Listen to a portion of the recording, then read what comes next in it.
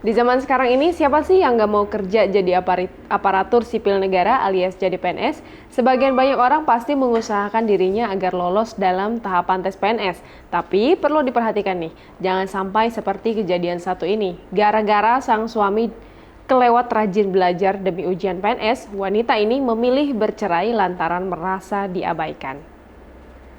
Kalau sudah menikah, namanya urusan ranjang sudah jadi kebutuhan manusiawi paling dasar pasangan suami istri. Rutin berhubungan badan juga menjadi patokan keharmonisan rumah tangga pasangan suami istri.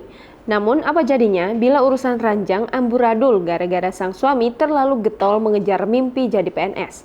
Salah urusan ranjang yang amburadul bisa membuat sebuah rumah tangga berada di ujung tanduk. Seperti yang terjadi pada pasangan suami istri ini. Kedengarannya aneh, tapi rumah tangga pasangan suami istri ini kandas lantaran ujian PNS.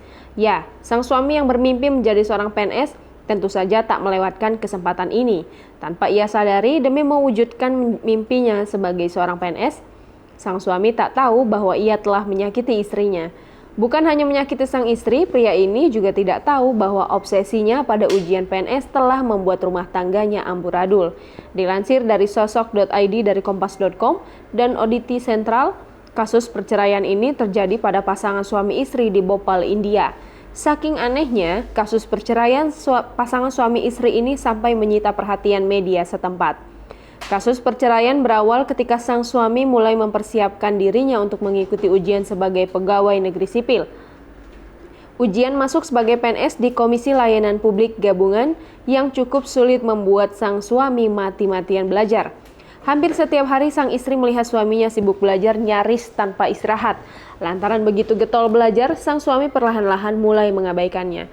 Mengutip Auditi Sentral, sang istri mengungkap bahwa suaminya tak lagi mengajaknya jalan-jalan keluar.